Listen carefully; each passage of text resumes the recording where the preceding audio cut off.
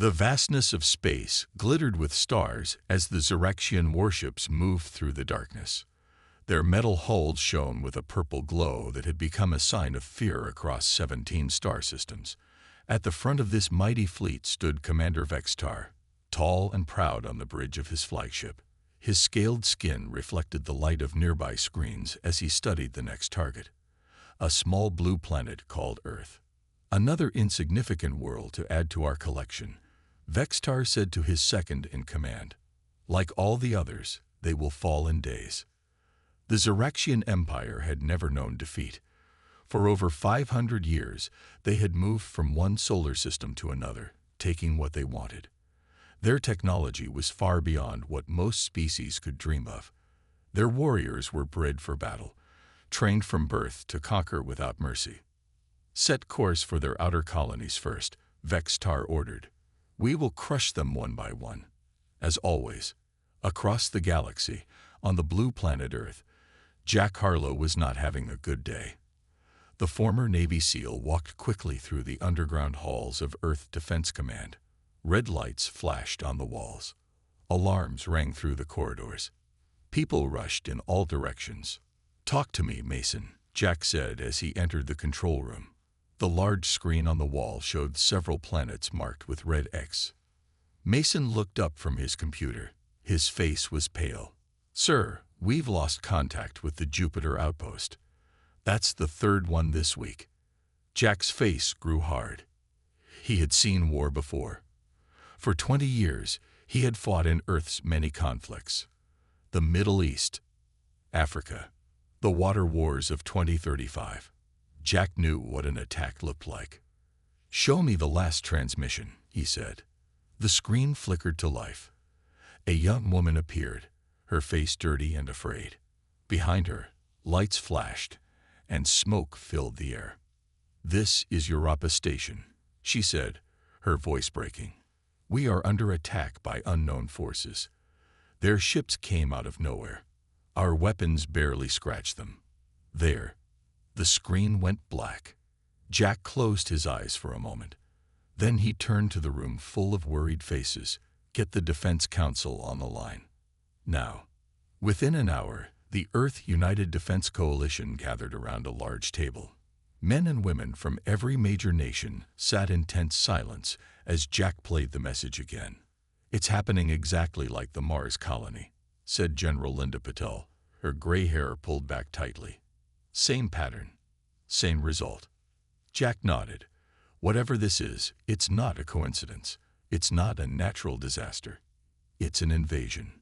The room fell silent. Earth had been united for only 30 years. After centuries of fighting each other, humans had finally found peace. But those years of conflict had turned Earth into a planet of warriors. Every nation had battle-tested soldiers. Every military had combat experience that stretched back generations. "We need to prepare," Jack said, standing up. "I want every veteran called back to duty, every weapon checked and ready, every ship prepared for battle." "You really think we're facing aliens?" asked Secretary Clark, his voice doubtful. Jack pointed to the screen where the Europa transmission still showed. "I think we're facing an enemy who hasn't met real resistance yet. I think they've never faced a planet that spent thousands of years perfecting the art of war." Outside the window, the setting sun cast an orange glow over the city. People walked the streets below, unaware of the danger approaching their world. Jack watched them for a moment. "Whoever these invaders are," he said quietly, "they have no idea what they're in for. Earth isn't some peaceful colony. We aren't some helpless civilization." He turned back to the council, his eyes hard with determination. "We are the descendants of warriors who survived everything this harsh planet could throw at us. And now we'll show these aliens exactly what that means." As Jack spoke, far above Earth's atmosphere, the first Xeraxian scout ships entered the solar system, completely unaware they were about to face the only species in the galaxy that had mastered the art of war by fighting itself. The Europa colony was burning. Smoke filled the air as Xeraxian soldiers marched through the streets. Their tall, armored bodies moved with calm purpose as they rounded up the few survivors. The humans of Europa had fought back with whatever weapons they could find, but it wasn't enough against the advanced technology of the invaders. Olivia Martinez crouched in the shadows of an overturned transport vehicle. Blood ran down her arm from a wound in her shoulder, but she ignored the pain. The former Army captain had seen worse during the Arctic conflict of 2037. She watched as 3 Zeraxian soldiers walked past her hiding spot, their strange gun-like weapons held ready. They didn't expect us to fight back at all, she whispered to the small group of survivors huddled behind her. They were surprised when we shot at them. Next to her, Dr. Ben Wright nodded. The colony scientists have been analyzing data since the attack began. Their armor has a weak spot at the neck joint, and they don't see well in our artificial lighting. Olivia smiled grimly. Then we use that. She turned to the others. We need to get a message to Earth, and we need to hurt these invaders as much as we can before they take us down. For the next 12 hours, Olivia led her small band in a series of quick attacks against the Zeraxians. They used the colony's narrow tunnels and air ducts to move unseen. They set traps using the colony's mining explosives. They targeted the weak spots in the alien armor with precise shots. It wasn't a victory, but it was far from the easy conquest the Zeraxians had expected. In the colony's main communication center, Olivia recorded her final message, while Ben uploaded all their data about the aliens. "This is Captain Olivia Martinez of Europa Colony," she said into the camera. "The invaders call themselves Zeraxians. They have technology beyond ours, but they have weaknesses. They're unused to resistance. They don't adapt quickly. They've never faced an enemy that fights dirty." She paused as an explosion shook the building. "We've held them off for half a day with just mining tools and old guns. Imagine what Earth's military could do. Don't let our fight be for nothing." The door behind her burst open. Olivia hit the send button before turning to face the Zeraxian soldiers. She raised her pistol one last time. Back on Earth, Jack Harlow stood in stunned silence as Olivia's message played on the screen. The room was quiet when it ended. Admiral William Davis, head of Earth's Space Force, was the first to speak. She held off an alien invasion force for 12 hours with a handful of miners and scientists, he said, his voice filled with respect. "And she sent us everything we need," added Dr. Catherine Lee as she studied the data that had come with the message. "Biological readings, armor vulnerabilities, weapon capabilities. Captain Martinez gave us a fighting chance." Jack turned to the assembled military leaders. "We need to get ready for Mars. That's where they'll go next." The Mars colony was Earth's largest off-world settlement. With a population of 50,000, it was the heart of humanity's space efforts, and now it was directly in the path of the Zeraxian fleet. "I'm sending everything we have to Mars," Admiral Davis said, "but we need a strategy that uses what we learned from Europa." Jack nodded. "I know just who to call." He pressed a button on his desk. "Get me Captain Daniel Grant on the U.S. Defiant. And contact Ethan Cruz and Samantha Wilson. Tell them to drop whatever they're doing and get here now." Ethan Cruz was a former Army Ranger who had led guerrilla operations during the Amazon conflict. Samantha Wilson was an ex-Marine sniper with the highest confirmed kill count in modern warfare. Together with Captain Grant, they had the battle experience needed to face this new enemy. As Jack made his calls, the data from Europa was being analyzed and turned into battle plans. Engineers began modifying weapons to target Zeraxian weak points. Doctors studied alien biology, looking for any advantage. Far above, the Zeraxian fleet moved toward Mars. Commander Vexstar stood on his bridge, annoyed by the unexpected resistance on Europa, but confident in his ultimate victory. "The small moon colony was stronger than expected," he told his officers, "but their red planet will fall just as easily as all the others before it. No species can stand against the might of our empire." Vexstar didn't know that with each passing hour, Earth prepared for a fight unlike any the Zeraxians had ever faced. The humans were coming, and they were bringing thousands of years of war experience with them. The red dust of Mars swirled in the wind as Captain Daniel Grant looked up at the sky. The Ziraxian ships were visible now, dark shapes against the pink Martian clouds. He checked his watch. 2 hours until they would reach the colony. All civilians in the underground shelters. He asked into his radio. "Yes, sir," came the reply. "All non-combat personnel are below. The tunnels are sealed." Daniel nodded. The Mars colony had been built with protection in mind. Miles of tunnels ran deep below the surface, originally made for mining, but now serving as the perfect hiding place. After seeing what happened at Europa, no one was taking chances. "All defense teams in position," he said. "Remember the plan. We're not trying to win here. We're trying to hurt them. Learn from them. Slow them down." On the bridge of the U.S. Defiant, floating in orbit above Mars, Daniel looked at his crew. They were nervous but ready. The ship had been Earth's pride when it was built 5 years ago. Now it seemed small compared to the massive Ziraxian vessels approaching. "Engage dust screen," Daniel ordered. Outside, hundreds of small drones flew into the Martian atmosphere. They began stirring up the planet's famous red dust, creating a thick cloud that would limit visibility and confuse the alien sensors. It was a trick Daniel had learned fighting in the dust storms of the Middle East back on Earth. When the first Ziraxian ships landed, they found a seemingly empty colony. The buildings stood quiet in the swirling red dust. No movement, no resistance. Commander Vextar was suspicious. "The humans abandoned this place," said one of his officers. "No," Vextar replied. "They're hiding. Find them." The Ziraxian soldiers moved through the streets of the Mars colony, weapons ready. The dust made it hard to see. Their sensors struggled to work properly in the thick cloud. Then the first explosion hit. A Ziraxian patrol disappeared in a flash of light as hidden mines detonated beneath them.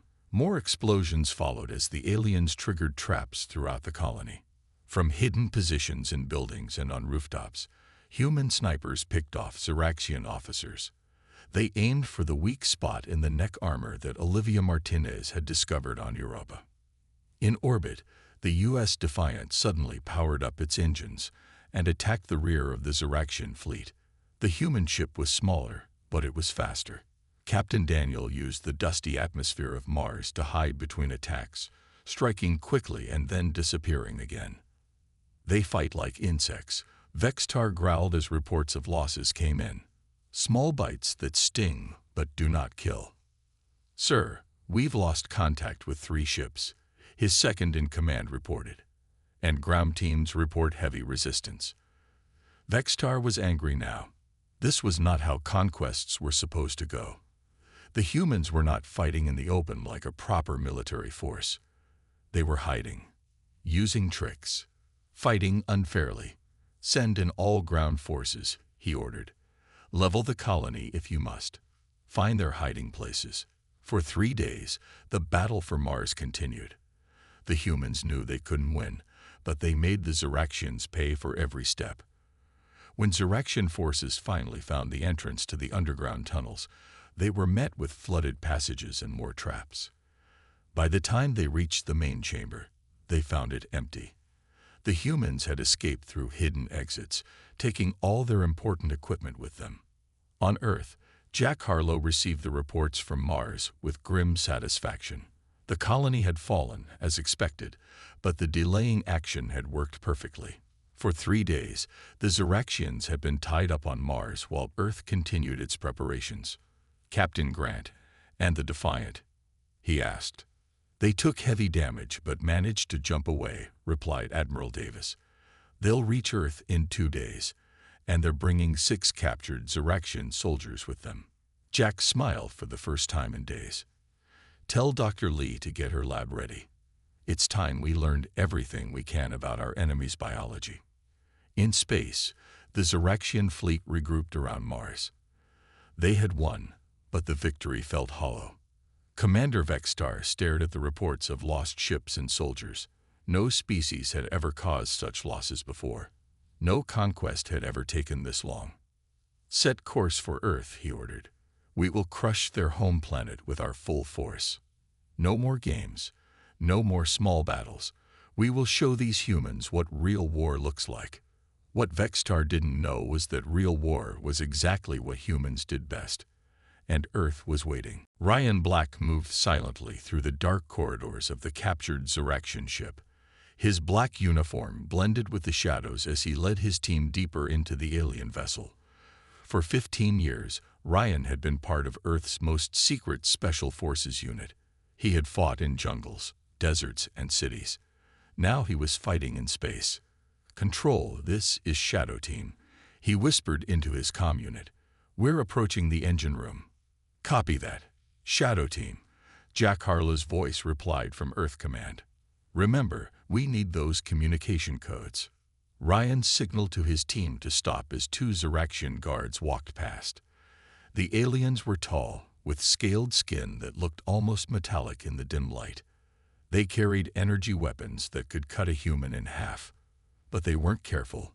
They weren't watching the shadows. They had never needed to before. Once the guards were gone, Ryan's team moved again. Earth had launched its counterattack 2 days ago.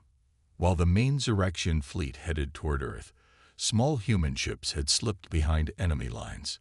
Special Forces teams like Ryan's were now aboard 20 different Zeraxian vessels, gathering intelligence and planting explosives. "We're in," said Lisa Gomes, the team's tech expert, as she hacked the door to the engine room. 30 seconds until the next guard patrol. Inside the engine room, the team worked quickly. Lisa downloaded the ship's communication codes while Ryan and the others planted bombs on key systems. They weren't trying to destroy the ship yet. The bombs would only be used if they were discovered. "Dr. Lee, we've got more biological samples for you," Ryan said as he carefully collected fluid from an alien console. Dr. Catherine Lee had made an important discovery about Zeraxian biology that could give Earth an edge in the coming battle. Back on Earth, Dr. Lee worked in her lab studying the Zeraxian prisoners. As a former battlefield medic, she knew how to work under pressure. The aliens were being kept in special rooms with air that matched their home planet. "Their nervous system is different from ours," she explained to Jack Harlow as they looked at her findings. "They communicate using electrical signals in their skin. That's why their technology is so integrated with their bodies." "And how does that help us?" Jack asked. Catherine smiled. "It means they're vulnerable to electrical disruption. A specific frequency could temporarily paralyze them without harming humans." Jack immediately understood the importance of this discovery. "How quickly can you develop a weapon based on this?" "We already have," Catherine said. "We're calling it the Pulse. Every Earth soldier will have one before the Zeraxians arrive." Across the planet, Earth prepared for war. Soldiers from every nation trained together, sharing combat techniques learned from centuries of human conflict. Factories worked day and night producing weapons designed to exploit Zeraxian weaknesses. Civilian volunteers built shelters and stockpiled supplies. In orbit around Jupiter, the Zeraxian advanced scouts suddenly lost contact with each other. One by one, their ships went silent. Commander Vextar received the reports with growing concern. "What is happening to our scouts?" he demanded. "Unknown, Commander," his officer replied. "They simply vanish. No distress signals. No signs of battle." What the Zeraxians didn't know was that Ryan Black and teams like his were systematically taking out the advanced scouts. Using the intelligence gathered from captured ships, human strike teams were able to approach undetected, board the alien vessels, and disable them from within. "Shadow Team to control," Ryan reported after their 5th successful mission. "Target neutralized. Moving to extraction point." Jack Harlow smiled as he watched the map of the solar system. The blue dots representing human teams were moving methodically through the red dots of the Zeraxian scouts. For the first time since the invasion began, Earth was taking the fight to the enemy. "How long until their main fleet arrives?" Jack asked Admiral Davis. 4 days, the Admiral replied. "But thanks to Black and the others, they're flying blind now. Their scouts can't warn them what's waiting." Jack nodded. And what's waiting is something they've never seen before. A planet that has spent its entire history preparing for war. In the darkness of space, Commander Vextar's flagship led the Ziraxian Armada toward Earth. Despite the troubling reports about lost scouts, Vextar remained confident. No species had ever defeated the Ziraxian Empire. These humans would learn their place, just like all the others before them. He had no idea he was flying into a trap set by the most dangerous warriors in the galaxy. Earth's moon glowed silver against the blackness of space. The Ziraxian fleet approached it slowly, their sensors scanning for human defenses. What they found surprised them. The moon was covered with military bases, weapon platforms, and what appeared to be Earth's main defense headquarters. Their primary military force is on their moon, not their planet, reported the Ziraxian scout ship. They have concentrated their strength here. Commander Vextar studied the information with interest. The humans were not as foolish as he had thought. Placing their military on the moon was a smart move. It gave them the high ground in any battle for Earth. We will crush their moon forces first, Vextar decided. Then their planet will be defenseless. He ordered his fleet to surround the moon. Over 500 Ziraxian warships moved into position, their weapons charging. It would be a quick victory, like so many before. What Vextar didn't know was that he was seeing exactly what General Alan Foster wanted him to see. The old general stood in the real Earth Defense Command Center, deep below the surface of Earth, watching the Ziraxian fleet take the bait. They're surrounding Luna Base, Alan said to Jack Harlow. Just as we predicted. Jack nodded. Luna Base was real, but it wasn't Earth's main defense. It was a decoy, filled with fake buildings, empty weapon platforms, and just enough real soldiers to make it look convincing. The real forces were hidden elsewhere. Wait until they fully commit, Jack said. Then spring the trap. In space, the Ziraxian fleet began their attack on the moon. Energy beams and missiles rained down on the lunar surface. Explosions lit up the dark side of the moon as bases were hit. Vextar watched with satisfaction as the human defenses began to crumble. Sir, we're detecting movement from Earth, a Ziraxian officer suddenly reported. Many small ships launching. Vextar wasn't concerned. They're coming to defend their moon base. Prepare to destroy them as they arrive. But the small ships from Earth weren't heading toward the moon. Instead, they were spreading out, taking positions around the Ziraxian fleet. And they weren't alone. From behind Earth's sun, a second human fleet suddenly appeared, led by the battleship Valiant under Vice Admiral Lisa Reeves. All ships in position, Lisa reported to Earth Command. The Ziraxians are fully committed to the moon attack. Their backs are exposed. Jack gave the order. Spring the trap. Suddenly, the fake buildings on the moon opened up, revealing hidden missile silos. Weapons fire erupted from places the Ziraxians thought were empty. At the same time, the human fleets closed in from all sides, catching the alien ships in a massive crossfire. Nicole Carter led the fighter squadron Phantom Wing in a direct attack on the Ziraxian command ships. Her pilots were the best Earth had to offer, veterans of aerial combat who had adapted their skills to space. Phantom Wing, use pattern Delta, she ordered as they approached the massive Ziraxian vessels. Target their communication arrays first.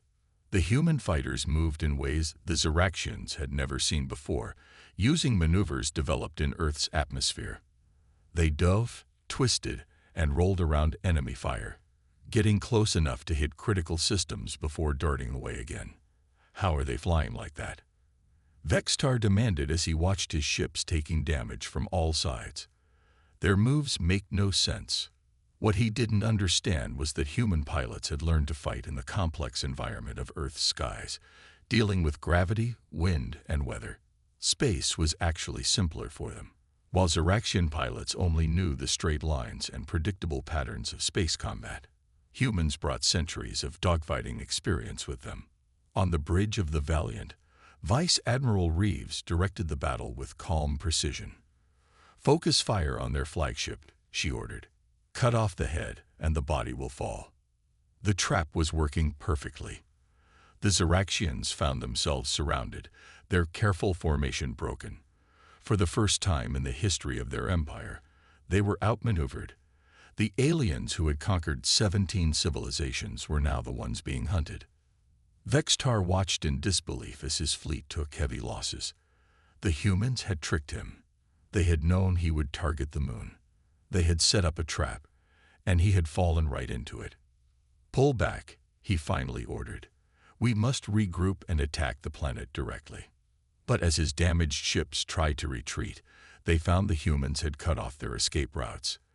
The Battle of Luna would go down in history as the first major defeat of the Ziraxian Empire, and it was just the beginning of what Earth had planned for the invaders. Commander Vextar paced the bridge of his damaged flagship.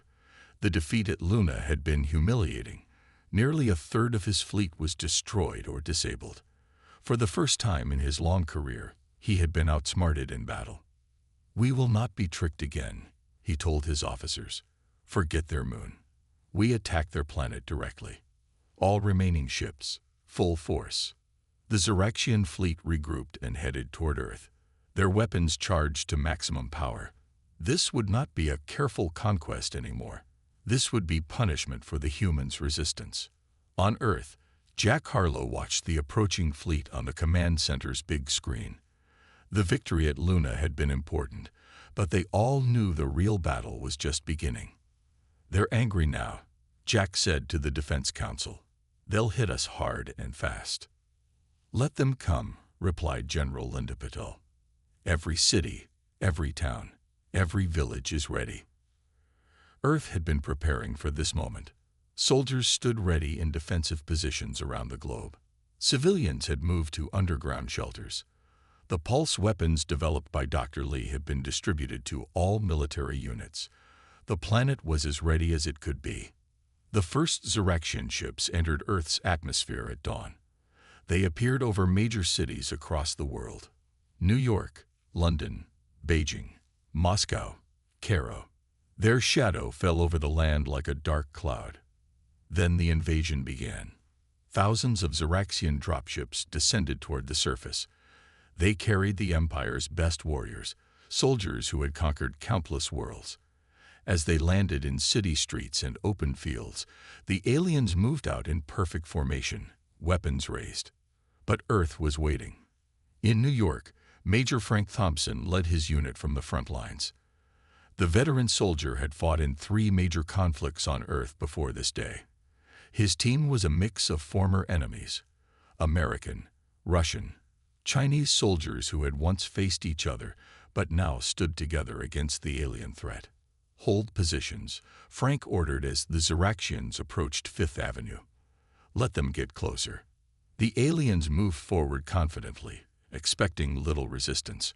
They had faced armies before, but always ones that fought in predictable ways, with standard tactics and formations. What they found instead was a city transformed into a battlefield. Soldiers fired from windows and rooftops. Traps waited under manhole covers and inside abandoned vehicles. The humans fought like they had lived in urban combat zones their whole lives, which many of them had. "Now," Frank shouted when the aliens were in perfect position. His soldiers activated their pulse weapons. The air filled with an electric charge that the humans couldn't feel, but that hit the Ziraxians like a physical blow. The aliens stumbled, their nervous systems temporarily overloaded by the frequency Dr. Lee had discovered. Frank's team moved in quickly, targeting the weak spots in the alien armor that they had learned about from Europa and Mars. Within minutes, the first wave of invaders lay defeated on the streets of New York. Similar scenes played out across the planet. In the deserts of Africa, soldiers who had grown up fighting in the harsh landscape used the terrain against the aliens. In the mountains of South America, guerrilla fighters who had once battled government forces now used those same skills against the Ziraxians. In the frozen north of Russia, troops who had trained in the coldest conditions on Earth ambushed alien units unprepared for the harsh climate. Commander Vextar received reports of failures from all around the planet. His ground forces were taking heavy casualties everywhere they landed. Nothing was going as planned. "How is this possible?" he demanded. They're just one species, one planet. What Vextar didn't understand was that Earth wasn't like other worlds. Humans had spent their entire history fighting each other. They had mastered every type of warfare imaginable, from ancient battles with spears and swords to modern conflicts with drones and cyber attacks. Every environment, every situation, every type of combat was something humans had already experienced. The Xeraxians had conquered 17 peaceful civilizations, but they had never faced a species that knew war as intimately as humans did. They had never invaded a planet where the defenders carried thousands of years of combat experience with them. And now, they were paying the price for that mistake. Jack Harlow stood before the small team of elite soldiers he had personally selected for the most important mission of the war. They were gathered in a secret room deep beneath Earth Defense Command. On the screen behind Jack was an image of the Xeraxian flagship still orbiting Earth. While our forces keep the Xeraxians busy on the ground, we're going up there, Jack said, pointing at the screen. Their command core contains all their tactical information, maps of their empire, battle plans, and most importantly, the codes to shut down their weapon systems. Carlos Mendez checked his explosives one last time. The former demolitions expert had taken down more buildings and bridges than anyone in Earth's history. Now he would use those skills against alien technology. "How do we get aboard without being seen?" he asked. Michelle Parker, the team's communications specialist, smiled. "That's where I come in." She held up a small device. "This transmitter will make our ship look like one of theirs on their sensors. Thanks to Ryan Black's intelligence, we know exactly how their recognition signals work." Jack looked at each member of his team. They were the best Earth had to offer, veterans of countless battles, experts in their fields. But this mission would push them beyond anything they had done before. "This is a volunteer mission only," Jack said. "I won't lie to you. Our chances of coming back are slim." No one moved. No one spoke. Then Carlos grinned. "Well, our chances of surviving if we don't do this are even worse, so I'm in." The others nodded in agreement. They had all seen war before. They had all faced death. This was just one more mission, even if it was in space this time. 2 hours later, their small ship launched from Earth, using the ongoing battles as cover. The Xeraxians were so focused on the ground invasion that they didn't notice one more ship moving through their fleet. Michelle's transmitter worked perfectly, sending out signals that identified them as a returning Xeraxian scout ship. As they approached the massive flagship, Jack felt his heart pounding. Their ship was tiny compared to the alien vessel. It looked like a mosquito next to an elephant. "Remember," he told his team, "we need to reach the command core in the center of the ship. According to our intelligence, that's where Vextar will be." Their ship docked on the underside of the flagship, attaching to a maintenance hatch that Ryan Black had identified during his intelligence missions. Carlos used his explosives expertise to open the hatch without setting off alarms. Then they were in. The inside of the Xeraxian ship was strange. The walls seemed almost alive, pulsing with energy. The air was thicker than on Earth, with a smell like metal and ozone. The team moved silently through the corridors, using Dr. Lee's pulse weapons to disable any Xeraxians they encountered. "This way," Michelle whispered, following the map they had created from stolen data. "The command core should be 2 levels up." Meanwhile, on Earth, Dr. Lee was putting the final touches on her most important discovery yet. She had been studying the captured Xeraxians for days, looking for a way to end the war without more bloodshed. "The neural patterns are the key," she explained to Admiral Davis. "Their brains are connected to each other through a network. It's how they coordinate so well in battle." "And you can disrupt this network?" Davis asked. Catherine nodded. "Better than that. I can introduce a signal that will temporarily paralyze their entire species. Not permanently. I'm not looking to kill them. Just long enough for us to end this war." "How do you deliver this signal?" the Admiral asked. "It needs to be uploaded directly into their command core," she said. "That's the heart of their neural network. From there, it will spread to every Zeraxian in the system. Back on the flagship, Jack's team fought their way closer to the command core. The Zeraxians had discovered them now, and alarms blared throughout the ship. Red lights flashed along the walls as more alien soldiers rushed to stop the human intruders. Carlos set explosives at key junction points, creating diversions that drew the defenders away from their real target. Michelle used her knowledge of Zeraxian communications to send false orders, causing confusion among the alien forces. Finally, they reached the door to the command core. Through the clear material, they could see Commander Vextar directing the battle for Earth. The alien leader who had conquered 17 worlds was about to meet the warriors of the 18th. "Ready?" Jack asked his team. They nodded, weapons drawn. "Then let's introduce ourselves." The door to the command core exploded inward as Jack and his team burst into the room. Zeraxian officers turned in shock, reaching for their weapons.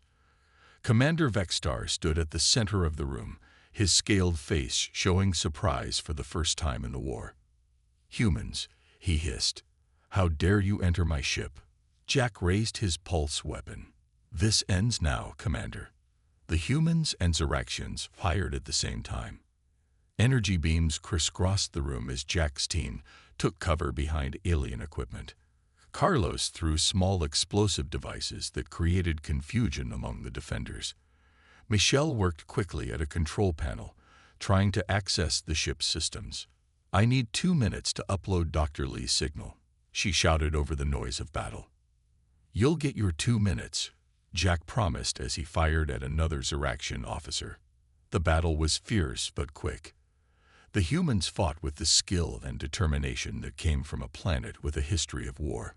The Zeraxians fought with the confidence of a species that had never known defeat, until they met Earth. Finally, only Commander Vextar remained standing among his fallen officers. The alien leader looked at the humans with new understanding in his eyes. "You are not like the others we conquered," he said. "That's what you never understood," Jack replied. "Those other species never had to fight for their survival like we did. Humans spent thousands of years fighting each other before you arrived. War is in our blood." Michelle called out from the control panel. "Upload complete." Across the solar system, every Zeraxian soldier suddenly froze in place.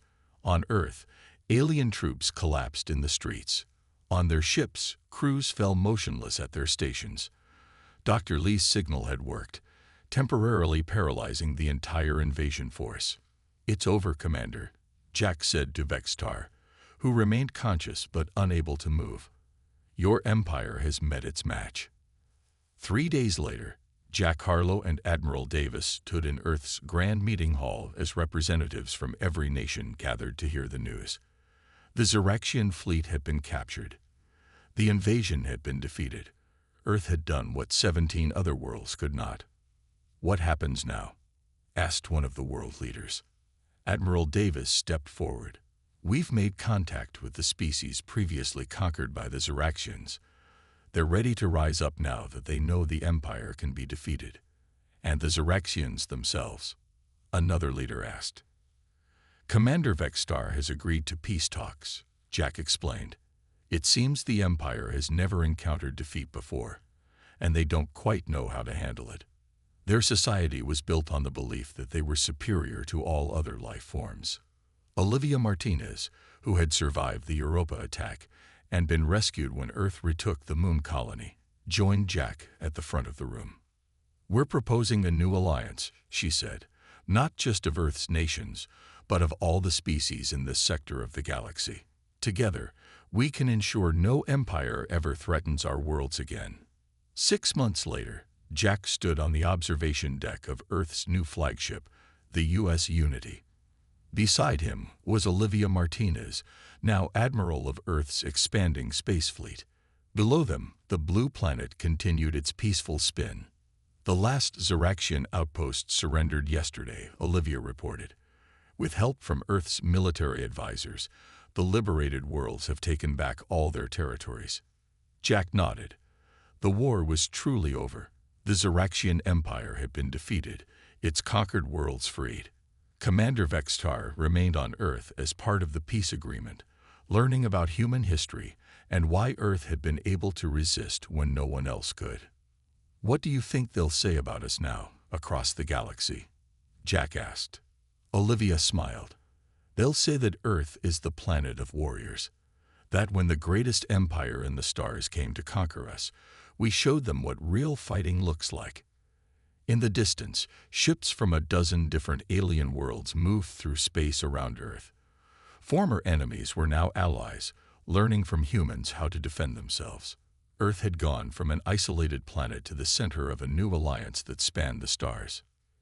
"You know what they say about humans now," Jack said with a smile. "They conquered the stars, until they faced Earth's battle-hardened heroes." Olivia laughed. "And now the stars are safer because of it." Together, they watched as the sun rose over Earth, the planet that had taught the galaxy the true meaning of resistance. The planet of warriors, the planet that could not be conquered.